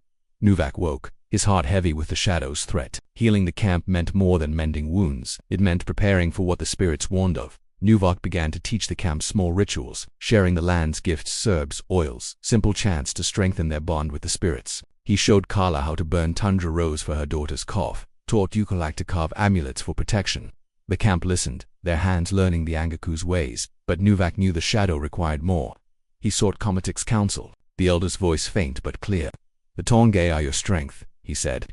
But the shadow is a Tornge too, one you cannot bind. Heal the camp, Nuvak, and you will find its name. As winter deepened, Nuvak's healing grew bolder. He ventured further to find herbs, guided by the bear Tornge, his hands steady as he brewed teas or bound wounds. He sang for the camp's spirit, his chants weaving them into the Arctic's rhythm. But the shadow's presence was a constant. Wait, its cold eyes watching from the edges of his visions. He knew the healing was only a beginning, the true test lay ahead. In a world shifting under the weight of change, as the Arctic night softens, the stars burn brighter, their light, a promise of healing and hope. Nuvuk's role as Angakok grows, his hands and voice a bridge to the spirits, but the shadow's threat looms, a challenge yet to be faced. Rest now, friend, and let the stars' gentle glow guide your dreams. If you enjoyed this chapter of Nuvuk's story, please subscribe. If you liked the video, it helps keep this journey alive. The hunt and the sacred, the Arctic night wraps us in its quiet embrace. The stars, a soft glow above, their light mingling with the fading warmth of our imagined fire. Nuvuk's journey has carried us through the Aurora's dance, the power of the Tornge and the healing rituals that bind him to his camp. The shadow from his visions, with its cold, unyielding eyes, grows ever closer, its threat tied to fractured ice and whispers of change. Sedna's command, prepare pulses. In his heart, a call to protect his people from an unseen danger. Tonight, we follow Nuvak into the heart of the hunt, where the sacred bond between hunter and prey weaves the Inuit into the Arctic's rhythm, and the Angakok's role ensures that every life taken is honored. Settle in, friend, and let the tundra's pulse guide you. If you're drawn deeper into this Arctic tale, please consider subscribing. It helps keep these stories alive. Nuvuk's role as Angakok had become the camp's anchor. The igloos near the frozen bay glowed faintly under the starlight, their walls a testament to the community's resilience. Kamutik, now a frail figure wrapped in furs, offered guidance only in whispers, his strength fading like the last light of autumn. Nuvak felt the weight of his mentor's absence, but the Turngaith, the white bear, the restless sea spirit, and the elusive sky raven steadied him, their presence a hum in his soul. The shadow's cold eyes haunted his dreams, a warning of a threat that loomed over the camp. Perhaps tied to the strange objects the sea Tornge had shown him, relics of outsiders encroaching on their world. But survival demanded focus, and in the Arctic, survival meant the hunt. That the hunt was more than a means of food for the Inuit, it was a sacred act, a dance with the spirits of the animals who gave their lives. Seals, caribou, whales, each held a spirit, a Tornge of its own, and the Angakok ensured these spirits were respected. A hunt without ritual could anger the spirits, bringing scarcity or storms. Nuvak had learned this early, his mother teaching him to thank the seal's spirit, after a kill, to bury its bones with care. Now, as Angakok, his role was greater, to lead the rituals that kept the balance, to ensure the hunt honored the land's rhythm. One morning, as the camp faced a lean stretch, Nuvak prepared for a caribou hunt. The air was sharp with frost, the tundra stretching vast and white under a pale sky. The hunters gathered, their faces weathered, their harpoons gleaming. Aputi was among them, his eyes avoiding Nuvuk's, the rift between them a quiet ache. Nuvuk stood before the group, his drum in hand, a sealskin amulet carved with a caribou's shape around his neck. He began a chant, its rhythm steady like hooves on snow, its words a plea to the caribou's spirit for abundance and forgiveness. The hunters joined in, their voices low, the song weaving them into the tundra's pulse. Nuvok called on the bear, Turngay, its strength a warmth in his chest, asking it to guide the hunter's steps. The hunt was long, the caribou elusive. The tundra was a maze of snowdrifts and hidden rocks, the wind carrying a chill that bit at their faces. Nuvak led the way, his senses sharp, guided by the bear's presence. At last, they found a herd, their antlers dark against the snow. The hunters moved with precision, their harpoons swift. Nuvak watched as Aputi felled a caribou, its body crumpling to the ground. The camp would eat, but the act was not complete. Nuvak knelt beside the caribou, his voice soft as he sang a song of thanks, placing a small bone offering in the snow. The bear Torengay's warmth pulsed, a sign of approval. But Nuvak noticed Aputi's silence, his hands quick to butcher the animal without ritual. The omission stung, a small rift in the balance. If you're enjoying this glimpse into the sacred hunt, please subscribe. If you like the video, it means the world to this channel. Back at the camp, the caribou's meat was shared, the air filled with the scent of boiling broth and laughter. But Nuvak felt unease, the shadow's cold eyes flickering in his mind. He sought out Aputi, finding him by the bay, sharpening his harpoon. "You did not honor the caribou's spirit, Nuvak," said his voice, gentle but firm. Aputi's jaw tightened. "We ate, didn't we?" he replied. "What more do the spirits need?" Nuvak felt the bear Tongay stir, its presence urging caution. "The spirits give, but they also take," he said. "We must keep the balance." Aputi walked away, his silence colder than the ice, but Nuvak knew he could not force his friends' faith. The hunts grew harder as winter deepened, the animals scarcer. Nuvak led more rituals, his chants and drum a steady rhythm in the camp. He called on the sea Torengay for seals, its restless energy guiding the hunters to a pot in the bay. Each kill was followed by a song, a gift of bones or fat to the sea, a promise to Sedna that her creatures were honored. But the shadow's presence grew stronger, its cold eyes appearing in Nuvuk's visions, always near the fractured ice. One night, during a trance under the aurora, the sky raven showed him a glimpse of strange figures, men with pale faces. Their boats unlike any kayak, leaving offerings that Sedna rejected. The vision left Nuvok shaken. The outsider's presence, a threat to the balance he guarded. A crisis tested Nuvuk's role during a whale hunt, a rare and sacred event. The camp needed the whale's meat and blubber to survive the winter's heat.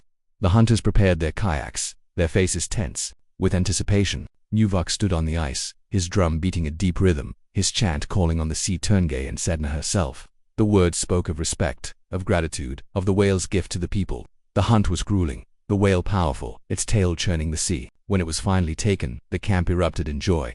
But Nuvuk's work was not done. He led a ritual on the shore, the whale's body surrounded by the camp, their voices joining his in a song of thanks. He placed a carved bone in the water, an offering to Sedna, but felt the sea Turngae's restlessness, as if the balance was still fragile. Days later, a storm swept in, fierce and sudden, the waves crashing against the ice. The camp whispered of Sedna's anger, and Nuvok felt the shadow's gaze closer now. He sought the bare Turngae in a trance, its strength guiding him to a vision of the whale's spirit. Restless, its bones improperly honored, Nuvok learned that a young hunter, eager for glory, had taken a piece of blubber without offering thanks. He called the camp together, his voice steady but heavy. "We must honor every gift," he said, leading them in a new ritual, burning offerings and singing to the whale's spirit. The storm eased, but the shadow lingered, its presence a warning that the balance was thinning. Nuvok began to teach the camp the sacred ways of the hunt, showing them how to offer thanks, to bury bones with care. He carved amulets for the hunters, each one a pact with the spirits. The camp listened, their hands learning the rituals, but Opati remained distant, his doubt a growing shadow. One night, as the camp shared a meal, Nuvok spoke of the outsiders, the strange boats from his visions. "They do not know our ways," he said. "We must hold to the balance." The elders nodded, but Opati's silence was a weight, a reminder of the rift between them. As the Arctic night deepens, the fire's embers glow softly, the scent of seal oil lingering in the air. Nuvok's role as Angkokuk binds him to the hunt, to the sacred dance of life and death, but the shadow's threat grows tied to the outsiders and the fractured ice. The camp's survival rests on his ability to honor the spirits, to weave the hunt into the Arctic's rhythm. Rest now, friend, and let the tundra's quiet pulse guide your dreams. If you enjoyed this chapter of Nuvuk's story, please subscribe. If you liked the video, it helps keep this journey alive. Shadows of Tabutha. Arctic night holds us close, its darkness a soft blanket pierced by the faint glow of stars, the memory of our imagined fire still warm in the air. Nuvuk's journey has woven us through the sacred hunts, the healing chants, and the powerful Turngae, each step strengthening his role as The shadow from his visions, with its cold, unyielding eyes, looms ever larger, its threat tied to fractured ice and the strange objects of outsiders. Sedna's command prepare pulses in his heart, a call to guard his people against a growing unease. Tonight, we follow Nuvak as he navigates the delicate web of taboos, the unspoken rules that bind the Inuit to the spirits, where a single misstep can unravel the balance he fights to maintain. Settle in, friend, and let the Arctic's quiet whispers guide you. If you're captivated by this unfolding tale, please consider subscribing. It helps keep these stories alive. The camp near the frozen bay had come to see Nuvak as their anchor, his drum and chants a lifeline to the unseen. Komutik, now a frail shadow wrapped in furs, offered only faint guidance. His voice a whisper of the wisdom that had shaped Nuvok. The Turngath a white bear, the restless sea spirit, and the elusive sky raven were his allies, their presence a steady hum in his soul. But the shadow from his visions grew clearer, its cold eyes watching from the edges of his dreams, tied to the fractured ice and the outsider's strange offerings. The camp's survival depended on balance, and balance depended on taboos, sacred rules that governed every act, from hunting to sowing, from birth to death. Taboos were the threads that held the Inuit world together. To break one was to risk the spirit's wrath, to invite scarcity, illness, or worse. A hunter must thank the animal's spirit after a kill. A woman must not sow caribou hide during a full moon. No one must speak ill of the dead under the aurora's light. These rules were not written but lived, woven into the camp's rhythm like the crunch of snow under boots. As Angkokuk, Nuvak was not just a healer or guide but a guardian of these taboos, tasked with mending the rifts they caused when broken. The shadow's presence made this duty heavier, its cold eyes a sign that the balance was fraying. One evening, as the camp gathered in an igloo, the air thick with the scent of burning seal oil, a woman named Tulumak approached Nuvak. Her face was pale, her hands trembling as she clutched a sealskin pouch. "I've done wrong," she whispered, her voice barely audible over the kulik's flicker. "I spoke Sedna's name during a storm. Now my son is sick." The camp fell silent, their eyes on Nuvak. He remembered Kala's broken taboo, the fever it brought to little Sila, and felt the weight of Tulamak's fear. The shadow's presence flickered in his mind, as if drawn to her confession. He nodded, his voice calm but firm. "We will make this right." Nuvak led Tulamak to her igloo, where her son, a boy named Peter, lay coughing, his small body curled in furs. The air was heavy with the tang of illness, the aurora casting a faint green glow through the snow walls. Nuvak called on the bear Tonge, its warmth steadying him, and began a chant to appease Sedna. The words were a plea for forgiveness, a promise to honor her name with care.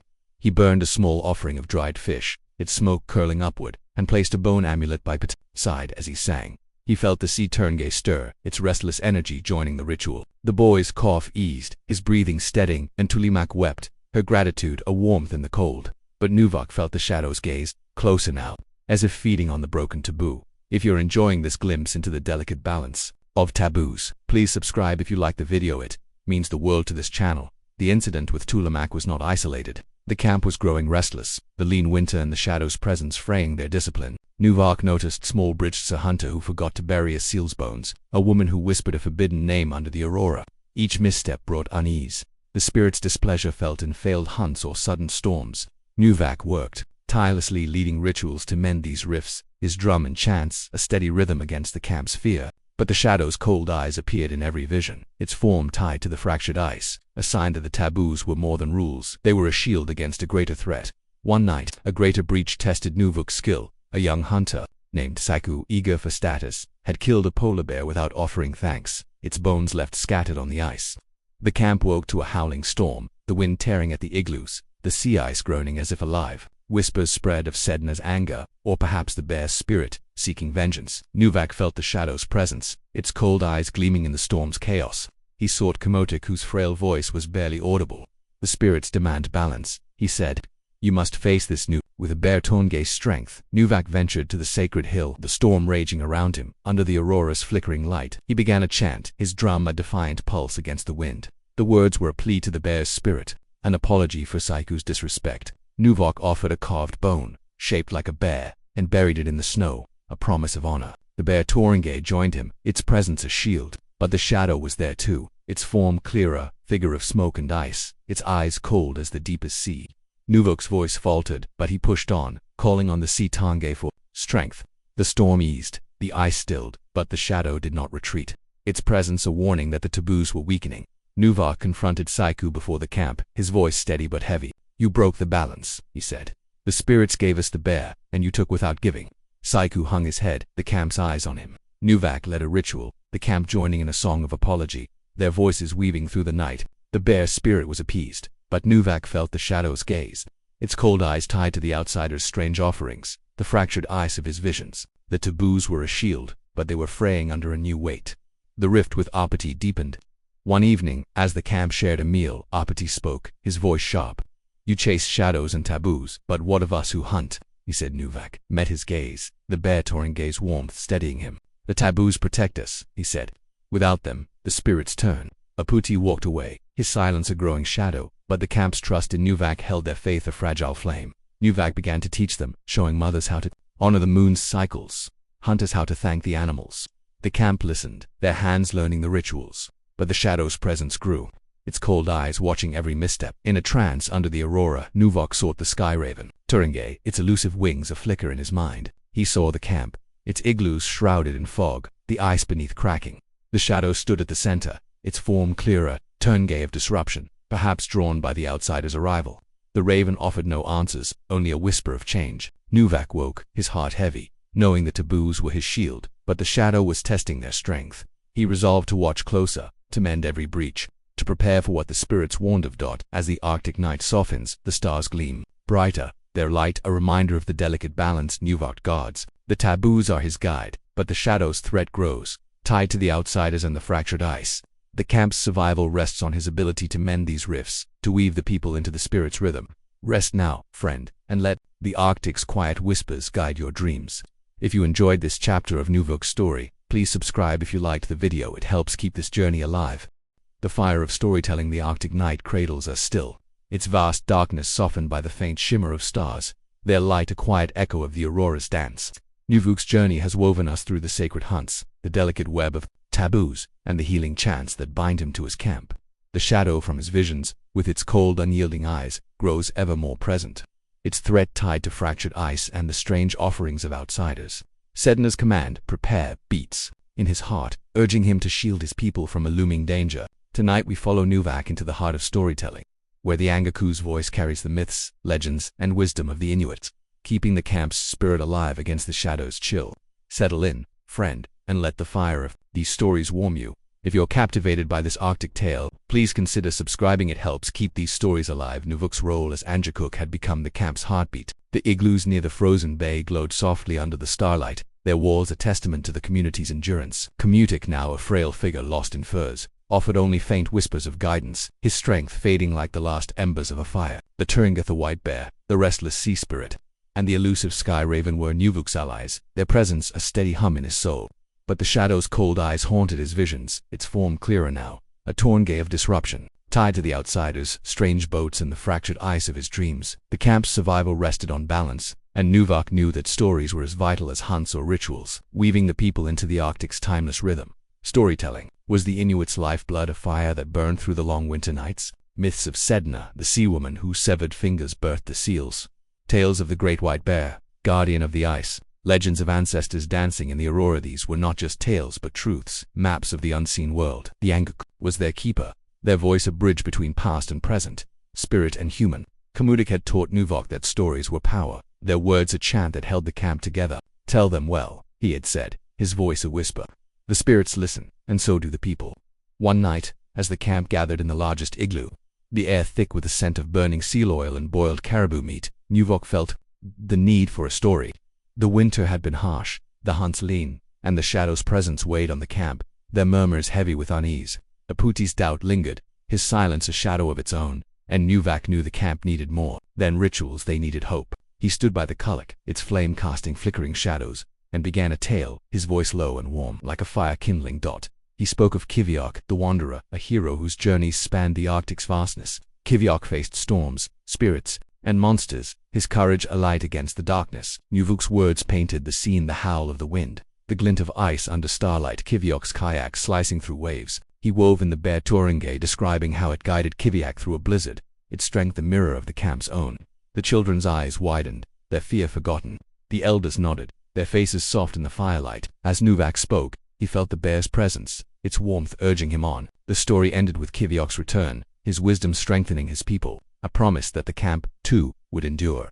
The camp sat in silence, the story's warmth lingering. Kala, holding little Sila, whispered, "You make the spirits feel close." Nuvak smiled, but his heart was heavy. The shadow's cold eyes flickered in his mind, a reminder that stories alone could not banish the threat. Yet he saw their power, how they wove the camp into a single thread, their fears eased by the fire of shared words. If you're enjoying this glimpse into the Inuit stories, please subscribe. If you like the video, it means the world to this channel. Nuvak began to weave stories into his rituals, each tale a thread in the camp's spirit. He told of Sedna's creation, her sacrifice giving life to the sea, to remind the hunters to honor their kills. He spoke of the raven who stole the sun, bringing light to the world, to ease the children's fear of the long winter dark. Each story was a ritual, a chant that called on the Turingay for strength. The bear Turingay guided his words, its presence a steady pulse. The sea Turingay added depth, its restless energy weaving Sedna's power into the tales. The sky raven, elusive as ever, lent a spark of mystery, its wings a whisper of change. But the shadow's presence grew stronger, its cold eyes appearing in Nuvuk's trances, always near the fractured ice. One night, as he told a story of the first Angakuk who tamed a storm with a single chant, a vision interrupted him. He saw the camp, its igloo shrouded in fog, the ice beneath cracking. The shadow stood at the center, its form clearer, Turingay of disruption, drawn by the outsiders' boats, their offerings alien to Sedna's sea. Nuvak faltered, his voice catching, but he pushed on, ending the story with the Angaku's triumph. The camp's applause a fragile shield against his fear. The outsider's presence was no longer a rumor. A hunter had seen their boats, large, knot of sealskin near the horizon, their figures pale and unfamiliar. The camp whispered of their goods, their tools, but Nuvak felt the shadows tied to them, its cold eyes watching every change. He told a new story, one of his own making, of a camp that faced strangers but held to the spirit's ways. The tale spoke of balance, of honoring the land, and the camp listened, their faces lit by the kulak's flame. But Aputi, sitting at the edge, scoffed. Stories won't feed us, he said. What of the outsider's gifts? Nuvak met his gaze, the bare Torangay's warmth steadying him. The spirits feed us, he said. Stories keep us whole. The tension with Aputi grew, his doubt a shadow that mirrored the one in Nuvuk's visions. One evening, as the camp gathered under the aurora, a crisis arose. A young woman, Ikalok, had taken an outsider's Tula metal blade, sharp and strange without offering thanks to the spirits. A storm followed, the wind tearing at the igloos, the sea ice groaning. Nuvok felt the shadow's presence, its cold eyes gleaming. He led a ritual, his drum and chant a plea to Sedna, the camp joining in a story of forgiveness. They buried the blade in the snow, an offering to restore balance. The storm eased, but the shadow lingered, its form tied to the outsider's growing influence. Nuvuk's stories became a shield, each one a ritual to strengthen the camp. He taught the children tales of the raven, the elders stories of the first hunts, weaving the Torngay's power into every word. But the shadow's threat grew, its cold eyes watching from the fractured ice. In a trance, guided by the sky raven, Nuvok saw the outsider's boats closer now, their offerings disrupting Sedna's sea. The raven whispered of change, of a trial Nuvok must face. He woke his heart heavy, knowing stories were his strength. But the shadow demanded more as the Arctic night deepens. The fire's embers glow softly, the story's warmth a quiet shield against the cold. Nuvok's role as Angakok binds him to the camp's spirit, but the shadow's threat looms, tied to the outsiders and the fractured ice. The tales he tells are aflame, but the darkness waits. Rest now, friend, and let the story's gentle fire guide your dreams. If you enjoyed this chapter of Nuvuk's story, please subscribe if you liked the video. It helps keep this journey alive. The long winters trance the Arctic night enfolds us still, its vast darkness a quiet embrace, the stars above flickering like the last embers of our imagined fire. Nuvuk's journey has carried us through the sacred stories that bind his camp, the delicate taboos that guard their balance, and the hunts that weave them into the land's rhythm. The shadow from his visions, with its cold, unyielding eyes, grows ever more present, its threat tied to the fractured ice and the outsider's strange boats. Sedna's command prepare pulses in Nuvuk's heart, urging him to shield his people from a danger that looms closer with each passing night. Tonight, we follow Nuvak into the heart of the long winter, where the Angaku's trances become a beacon of hope and resilience, guiding the camp through the darkest months. Under the aurora's watchful glow, settle in, friend, and let the Arctic's gentle whispers carry you if you're drawn deeper into this tale of ice and spirit. Please consider subscribing, it helps keep these stories alive. Winter's grip had tightened around the camp near the frozen bay, the sun gone for months, the world cloaked in a darkness broken only by the aurora's shifting light. The igloos stood resolute, their snow walls glowing faintly under the stars. But the air was heavy with the scent of seal oil and the weight of scarcity. Kamutik, the elder Anjakuk, was now a faint presence, his body frail, his guidance a whisper. From his bed of furs, Nuvok felt the camp's eyes on him, their trust a fragile flame against the cold. The Turingath, the white bear, the restless sea spirit, and the elusive sky raven were his allies, their presence a steady hum in his soul. But the shadow's cold eyes haunted his visions, its form clearer, a Torngay of disruption tied to the outsider's boats and the fractured ice that threatened the camp's balance. In the long winter, when the sun vanished and the cold became a living thing, the Angaku's role was to keep the camp's spirit alive. The darkness could weigh heavy, stirring fear and doubt. And Nuvak knew that trance's deep journeys into the spirit world were his greatest tool. Kamutik had taught him that the winter was when the boundaries between worlds grew thinnest, the aurora a doorway to the spirits. In the trance, he had said, his voice faint, you find the light that guides them. Nuvak had used trances before, to find Ukalak or seek the shadow's meaning. But the long winter demanded more, a sustained connection to the spirits, a fire to warm the camp's heart. One night, as the aurora pulsed with ribbons of green and violet, the camp gathered in the largest igloo, their faces drawn with the weight of winter. The stores were low, the hunts sparse, and whispers of the shadow's threat tied to the outsider's boat spread like frost. Nuvak felt their fear, his own heart heavy with the shadow's cold gaze. He stood by the Kulak, its flame casting shadows that danced like spirits, and began a chant, his drum a slow, steady beat. The words were ancient, a call to the spirits for strength, for hope. He called on the bare Torangay, its warmth a shield, and entered a trance, his body swaying, his soul rising. In the spirit world, the Arctic was a vast, shimmering plain, the aurora a river of light above. The bear led him to a place of warmth, a memory of summer where the tundra bloomed with color. There he saw the camp's ancestors, their faces familiar yet timeless, their voices a chorus of resilience. They showed him a path, a ritual to strengthen the camp, to weave their spirits into the winter's darkness. Nuvok woke, his breath visible in the cold air, the aurora still pulsing above. He shared the vision, his voice steady. The ancestors are with us, he said. We will sing their strength, The camp nodded, their eyes brighter, and Nuvok led a ritual, their voices rising in a song of endurance, the Kolex flame a beacon in the night. If you're enjoying this glimpse into the winter's trance, please subscribe if you like the video. It means the world to this channel. The ritual lifted the camp's spirit, but the shadow's presence grew stronger. In another trance, guided by the sky, Raven Nuvok saw the fractured ice again. The shadow standing at its center, its form clear a turngay of disruption.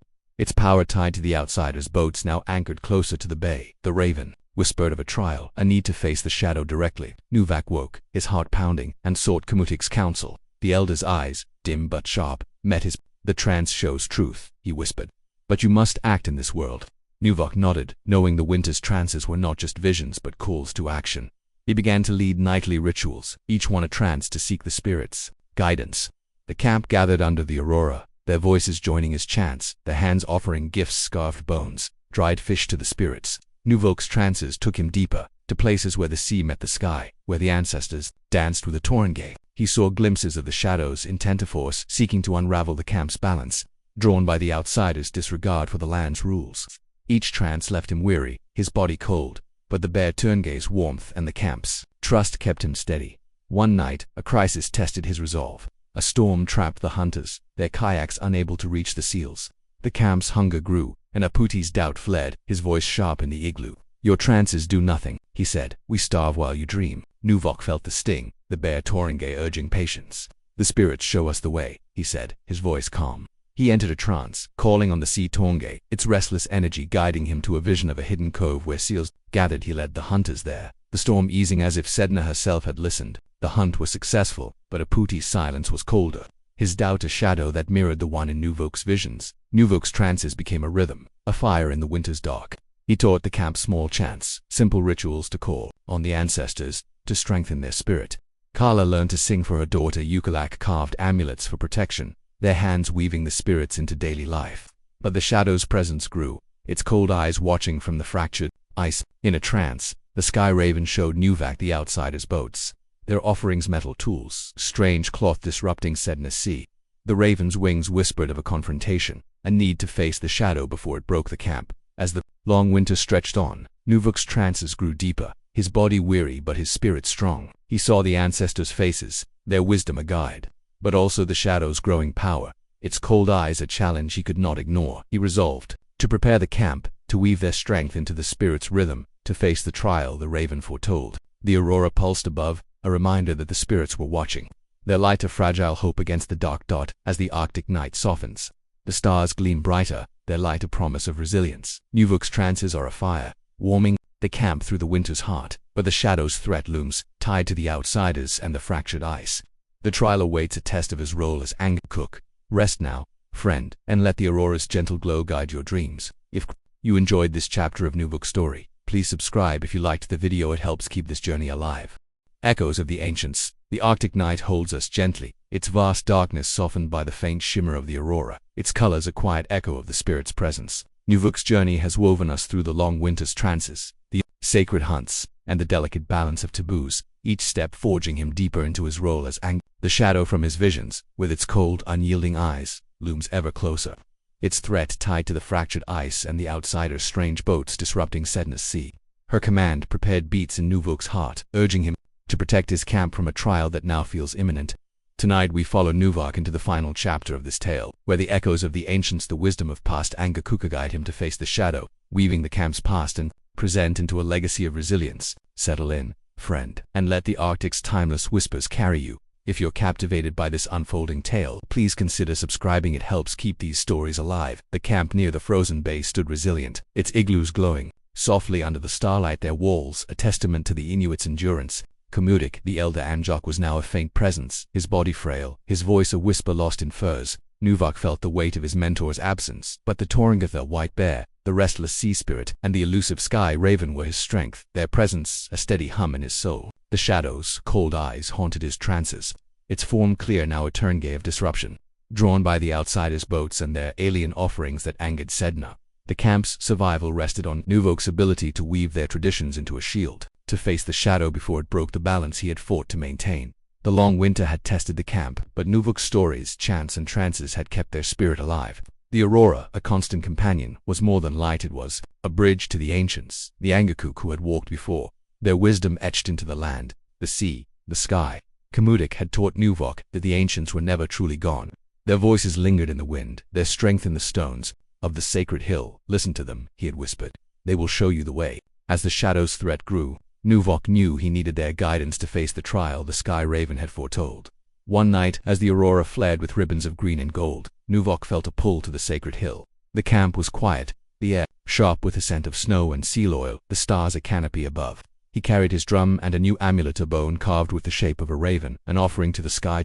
The hill's circle of stones stood silent, their surfaces worn by centuries of wind, each one a testament to the Angoku who had stood there before. Nuvok began a chant, its rhythm slow and deep, calling on the ancients for wisdom. The words, we spoke of their journeys, their battles with spirits, their triumphs over the cold. As he sang, he felt the bear Torringay's warmth, the sea Torringay's restless energy, and the sky raven's elusive spark, all weaving into his voice. The trance came swiftly, the world shifting as Nuvok's soul rose. He saw the Arctic from above its ice and tundra, a shimmering tapestry under the aurora's light. The ancients appeared figures of shadow and light, their faces familiar yet timeless, their eyes deep with the wisdom of countless winters. One stepped forward, an Angakok with a drum like Nuvok's, her voice a soft hum. The shadow is old, she said. It feeds on change, on those who forget the land's rhythm. You must bind it with the strength of all who came before. She showed him a ritual, a gathering of the camp, a song that wove their voices into one, a fire, to burn away the shadow's hold. Nuvok woke, his breath visible in the cold, the aurora pulsing above. The ancients had spoken, and he knew what he must do. If you're enjoying this glimpse into the ancients' wisdom, please subscribe if you like the video, it means the world. To this channel, Nuvok returned to the camp, his heart steady but heavy with purpose. The outsiders' boats were closer now, their pale figures seen near the bay, their metal tools and strange cloths a growing presence. The camp whispered of their gifts, but Nuvok felt the shadow's power, its cold eyes tied to their disruption. He called the camp together, their faces lit by the Kulak's flame, and shared his vision. The ancients guide us, he said. We must sing as one, honor the land, and face the shadow together. The elders nodded, their trust a quiet strength. But Aputi, standing at the edge, shook his head. You chase spirits while strangers bring new ways, he said. Nuvok met his gaze, the bear Torngay's warmth steadying him. The ancients kept us alive, he said. Their ways are our strength. The ritual was set for the next night, under the aurora's fullest light. Nuvok prepared carefully, carving amulets for each family, teaching them a song that wove the ancients' wisdom into their own. The camp worked together, gathering offerings, bones, dried fish, sealskin scraps to honor Sedna, the ancestors, and the Torringay. But as the day approached, a crisis struck. A young hunter, tempted by the outsider's tools, had taken a metal harpoon without offering thanks to the spirits. A storm swept in, the sea ice cracking, the wind howling with Sedna's anger. Nuvok felt the shadow's presence, its cold eyes gleaming in the chaos, as if feeding on the breach. He led the camp to the sacred hill, the storm raging around them. The aurora blazed, its colors a fierce dance of green and red. Nuvok stood at the center, his drum beating a steady rhythm, his chant calling on the ancients, the Torngay and Sedna herself. The camp joined in, their voices rising above the wind, a chorus of resilience. They placed their offerings in a circle, a fire burning at the center, its flames defiant against the storm. Nuvok called on the bear Torngay for strength, the sea Torngay for Sedna's mercy, the sky raven for clarity. In his trance, he saw the shadow, its form clear now, a Torngay of disruption, its power drawn from the outsider's disregard for the land. The ancients stood with him, their voices a shield, and Nuvok sang, his words a command to bind the shadow to the ice. The storm eased, the ice stilled, and the shadow retreated, its cold eyes dimming. The camp's song faded, their faces lit by the aurora's glow, their spirits stronger. Nuvok felt the ancients' approval, their wisdom afire in his heart, but he knew the shadow was not gone, only weakened. The outsiders' boats remained, their presence a challenge to the balance. He guarded. He turned to Aputi, who had joined the song despite his doubt, and saw a flicker of respect in his friend's eyes. You were right, Aputi said, his voice low. The ancients guide us. Nuvok nodded, the rift between them softening, a fragile thread of hope. In the days that followed, Nuvok wove the ancients' wisdom into the camp's life. He told their stories, led their rituals, taught their songs, ensuring the balance held. The outsiders' boats lingered, but the camp grew cautious, honoring the spirits with every act. The shadow's presence faded, its cold eyes a distant memory, but Nuvok knew it could return if the balance wavered. He stood on the sacred hill one final night, the aurora soft above, and sang a song of thanks to the ancients.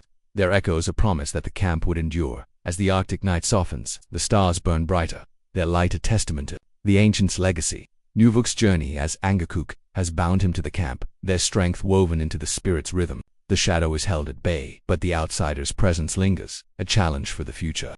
Rest now, friend, and let the ancients' echoes guide your dreams. If you enjoyed this chapter of Nuvuk's story, please subscribe if you liked the video. It helps keep this journey alive.